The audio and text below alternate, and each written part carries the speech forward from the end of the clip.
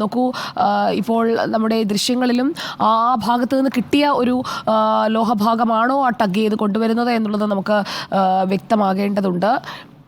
ഇപ്പോൾ ആ കയറി നിൽക്കുന്ന ഭാഗം 2 ബോട്ടുകൾ, ഒരു ഡിങ്കി ബോട്ടും ഒരു മത്സ്യബന്ധന ബോട്ടും അടുപ്പിച്ചുകൊണ്ട് അവിടെ ഈ മുങ്ങൽ വിദഗ്ധരുടെ സംഘത്തിലെയോ അല്ലെങ്കിൽ നേവിയിലെയോ ഒരാളാണ് ഇപ്പുറത്ത് കയറി ആ മുളങ്കമ്പ് കൊണ്ട് കുത്തി നിലയുറപ്പിച്ചിരിക്കുന്ന ഭാഗമുള്ളത്.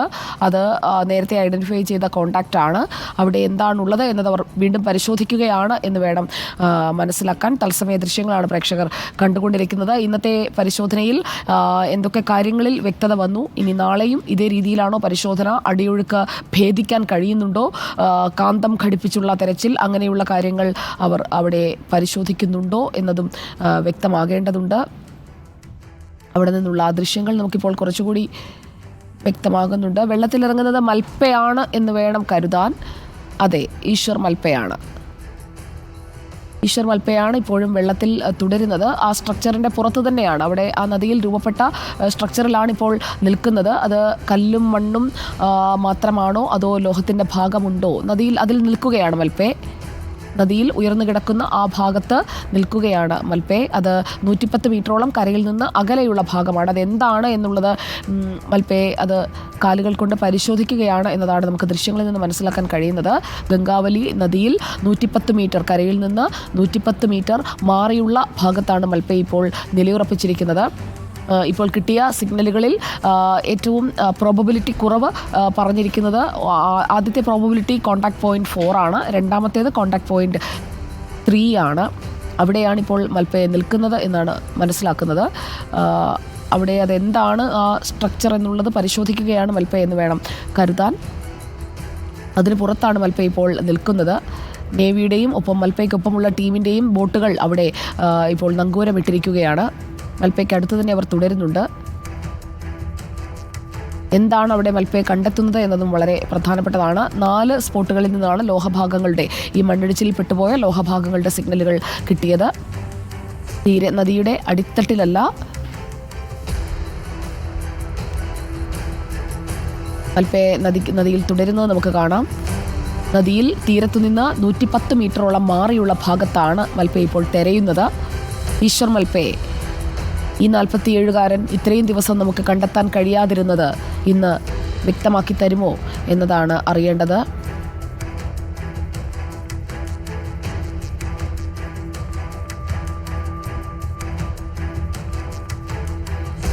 മൽപ്പെ ഇപ്പോൾ പ്രാദേശികമായി ചെയ്യാറുള്ളതുപോലെ മുളങ്കമ്പ് കൊണ്ട് കുത്തി നോക്കിയുള്ള ഒരു ഡൈവിംഗ് പരിശ്രമം കൂടി നടത്തുന്നുണ്ട്. ആ സ്ട്രക്ചർ അത് താഴേക്ക് എത്ര ആഴത്തിലാണ് കിടക്കുന്നത് എന്നതുകൂടി മൽപ്പെ ഇപ്പോൾ പരിശോധിക്കുകയാണ്.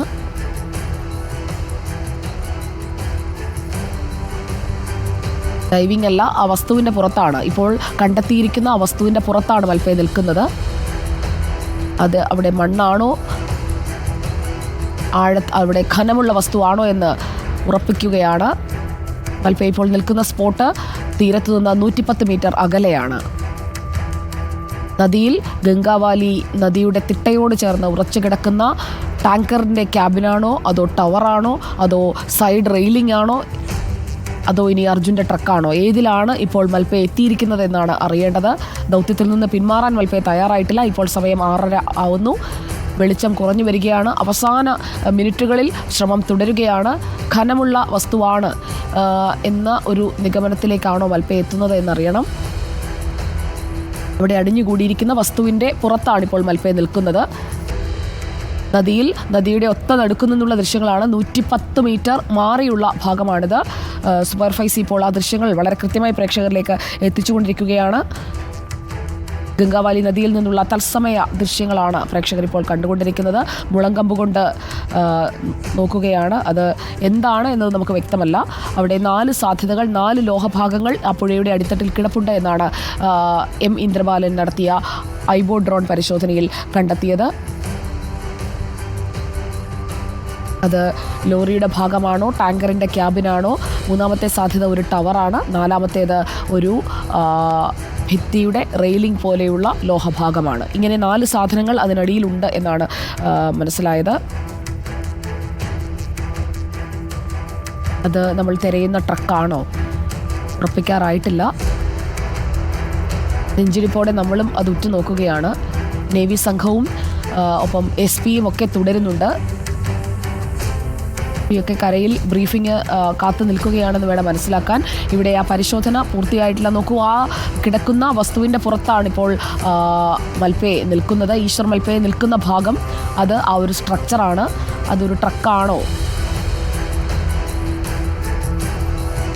അതോ ഒരു ടാങ്കറിൻ്റെ ക്യാബിനാണോ അതോ ടവറിൻ്റെ ഭാഗമാണോ എന്താണെന്ന് ഉറപ്പിക്കാനുള്ള പരിശോധനയാണ് മൽപ്പെ ഇപ്പോൾ നടത്തിക്കൊണ്ടിരിക്കുന്നത്.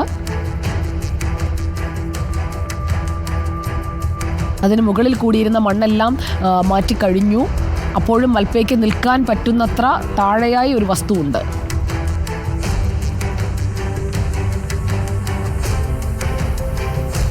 മൽപ്പ ഇപ്പോൾ എത്തിയിരിക്കുന്നത് അവിടെ കൂടിയിരിക്കുന്ന മരങ്ങൾ ഒക്കെ ചേർന്ന് കിടക്കുന്ന ആ ഒരു ഭാഗം അതെന്താണെന്നാണ് അറിയേണ്ടത്.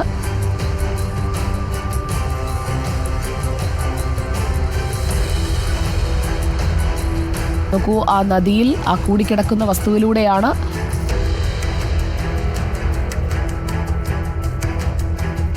മൽപ്പ ഇപ്പോൾ ബോട്ടിലേക്ക് തിരിച്ചു വരുന്നത്.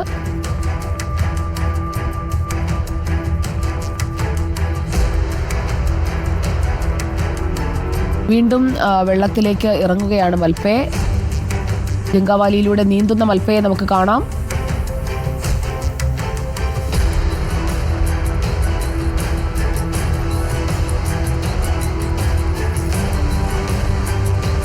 ദൗത്യസംഘവുമായി തനിക്ക് കിട്ടിയ വിവരം എന്താണെന്ന് കൈമാറുകയാണ്. 2 ബോട്ടുകൾ ഒപ്പം ഒരു ഡിങ്കി ബോട്ടും അവിടെ ഇപ്പോൾ ചേർത്തിട്ടുണ്ട്. നിർണായകമായ തെരച്ചിലാണ്. നേരത്തെ ഡീപ്പ് ഡൈവിങ്ങിൽ നടത്തിയ സൂചനകൾ, അതോടൊപ്പം തന്നെ ഇപ്പോൾ നദിയിൽ പരിശോധന നടത്തിക്കൊണ്ടിരിക്കുന്ന ഭാഗം ദൗത്യത്തിൽ നിന്ന് പിന്മാറാതെ ഗംഗാവാലി നദിയിൽ തുടരുകയാണ് ഈശ്വർ മൽപ്പയും സംഘവും. ഗംഗാവാലിയിൽ നിന്നുള്ള തത്സമയ ദൃശ്യങ്ങളാണ് നമ്മൾ കണ്ടുകൊണ്ടിരിക്കുന്നത്. അവിടെ നിന്നുള്ള വിവരങ്ങളിലേക്ക് നമുക്ക് പോകണം.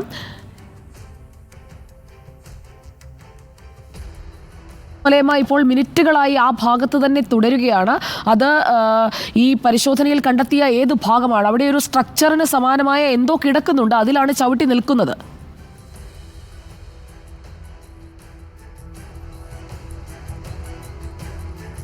സുജയ, അത് എന്താണെന്നുള്ളത് സംബന്ധിച്ചൊരു വ്യക്തത ഈ ഒരു ഘട്ടത്തിൽ നമുക്ക് കൈവരുന്നില്ല.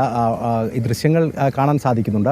ഒപ്പം തന്നെ അവിടെ 2 ഇടങ്ങളിലായിട്ട് പോളുകൾ സ്ഥാപിച്ചിരിക്കുന്നത് നമുക്ക് ഇപ്പോൾ കാണാൻ സാധിക്കുന്നുണ്ട്. അതായത് മുള കൊണ്ടുള്ള പോളുകൾ അവിടെ സ്ഥാപിച്ചിട്ടുണ്ട്. ആ ഒരു മേഖലയിൽ ഇപ്പോൾ അദ്ദേഹം പരിശോധന നടത്തുകയും പിന്നീട് ആ വെള്ളത്തിൽ അല്പം മുന്നോട്ട് നീന്തുകയും ഒക്കെ ചെയ്യുന്നത് കണ്ടിരുന്നു. പക്ഷേ അവിടെ CP3 എന്ന് രേഖപ്പെടുത്തിയ മേഖല എന്നുള്ളതാണ് ഞാൻ മനസ്സിലാക്കുന്നത്. അങ്ങനെയെങ്കിൽ ആ മേഖലയിൽ ഒരു ലോഹപ്പാട്ട് ഉണ്ട്. അത് ഇത്രത്തോളം ഉയർന്ന തലത്തിലാണോ ഉള്ളത് എന്നുള്ളത് അറിയാനുണ്ട്. അത് ഏതെങ്കിലും തരത്തിൽ അദ്ദേഹത്തിന് കണ്ടെത്താൻ കഴിയുന്ന സാഹചര്യമുണ്ടോ എന്നുള്ളത് കൂടി അറിയേണ്ടതുണ്ട്. ആ വെള്ളത്തിൻ്റെ അടിയിലേക്ക് മുങ്ങാങ്കുഴിയിട്ട് പോയി അദ്ദേഹം അത് കൃത്യമായി പരിശോധിച്ച് തിരികെ എത്തുമെന്നുള്ളത് തന്നെയാണ് നമുക്ക് പറയാൻ സാധിക്കുക. അങ്ങനെ വരുമ്പോൾ ഏതെങ്കിലും തരത്തിൽ പാർട്ടുകൾ ആ മേഖലയിൽ അദ്ദേഹത്തിന് സ്ഥിരീകരിക്കാൻ സാധിക്കുകയാണെങ്കിൽ കഴിഞ്ഞ ദിവസം പറഞ്ഞതുപോലെ CP3ക്ക് പ്രാധാന്യമുണ്ട് എന്നുള്ളതായിരുന്നു സിഗ്നലുകൾ കേന്ദ്രീകരിച്ചുകൊണ്ട് റിട്ടയർഡ് മേജർ ജനറൽ ഇന്ദ്രബാലൻ പറഞ്ഞിരുന്നത്. പിന്നീടാണ് സ്ട്രോങ്ങസ്റ്റ് സിഗ്നൽ CP4 എന്നുള്ളത് രേഖപ്പെടുത്തി മറ്റൊരിടത്തേക്ക് കൂടി പരിശോധന വ്യാപിപ്പിക്കാനുള്ള തീരുമാനം വന്നത്. ഇപ്പോൾ പക്ഷേ 3 കേന്ദ്രീകരിച്ചുകൊണ്ട്, അതായത് 1, 2 എന്ന 2 സ്പോട്ടുകൾ മാറ്റി നിർത്തി കഴിഞ്ഞാൽ പ്രധാനമായും ആ മേഖലയിൽ നമുക്ക് കാണാൻ സാധിക്കും അദ്ദേഹം ആ വെള്ളത്തിൽ തന്നെ ഇപ്പോഴും തുടരുന്നുണ്ട്. ഈശ്വറിൻ്റെ പ്രവൃത്തി നമുക്ക് ഇവിടെ നിന്നും കാണാൻ സാധിക്കും. അദ്ദേഹം വെള്ളത്തിൽ തുടരുകയാണ്. ആ മേഖലയിൽ എന്തെങ്കിലും കണ്ടെത്താൻ കഴിയുമോ എന്നുള്ള സാധ്യതകളാണ് പരിശോധിക്കുന്നത്. CP3 എന്ന് രേഖപ്പെടുത്തി കൂടുതൽ സിഗ്നലുകൾ ലഭിച്ചിരുന്ന, കഴിഞ്ഞ ദിവസം ഉച്ചവരെ ഏറ്റവും കൂടുതൽ പ്രാധാന്യം കൽപ്പിച്ചിരുന്ന ഒരു മേഖല എന്നുള്ള നിലയിൽ തന്നെയാണ് പരിശോധന നടക്കുന്നത്. പക്ഷേ അവിടെ ഏത് തരത്തിലുള്ള പാർട്ടാണ്, ലോഹപ്പാട്ടാണ് കണ്ടെത്താൻ കഴിയുന്നത് എന്നുള്ളത് വ്യക്തതയില്ല. അല്ലെങ്കിൽ ഏതെങ്കിലും തരത്തിൽ ലോഹപ്പാട്ടുകളുടെ സാന്നിധ്യം അദ്ദേഹത്തിന് ഉണ്ട് എന്ന് തോന്നിയത് കൊണ്ടാണോ ആ മേഖലയിൽ അങ്ങനെ ഒരു മുങ്ങാങ്കുഴിയിട്ട പരിശോധന നടത്തുന്നതെന്ന കാര്യത്തിലും നമുക്ക് കൃത്യമായൊരു വ്യക്തത ഈ ഒരു ഘട്ടത്തിൽ നൽകാൻ കഴിയില്ല. പക്ഷേ ഒരു കാര്യം ഉറപ്പാണ്, എന്തോ ഒന്ന് അദ്ദേഹത്തിന് സംശയാസ്പദമായ സാഹചര്യത്തിൽ അവിടെ കാണാനോ അല്ലെങ്കിൽ ഉണ്ടെന്ന തോന്നലോ ജനിച്ചിട്ടുണ്ട്. അതിൻ്റെ കൂടി പശ്ചാത്തലത്തിലായിരിക്കണം ആ മേഖല കേന്ദ്രീകരിച്ച അങ്ങനെയൊരു ഡൈവിന് ശ്രമിക്കുന്നത്. എന്തായാലും അത്തരത്തിൽ വിപുലമായ രീതിയിലുള്ള ശ്രമങ്ങൾ എണ്ണിയാൽ എണ്ണലൊടുങ്ങാത്ത ശ്രമങ്ങൾ, ആ ശ്രമങ്ങൾക്ക് പിന്നിൽ ഏറ്റവും ഒടുവിൽ ഒരു റിസൾട്ട് ഉണ്ടാകുമെന്ന് നമ്മൾ പ്രതീക്ഷിക്കുന്നുണ്ട്. പക്ഷേ 12ാം ദിവസം ഇന്ന് അവസാനിക്കുകയാണ്.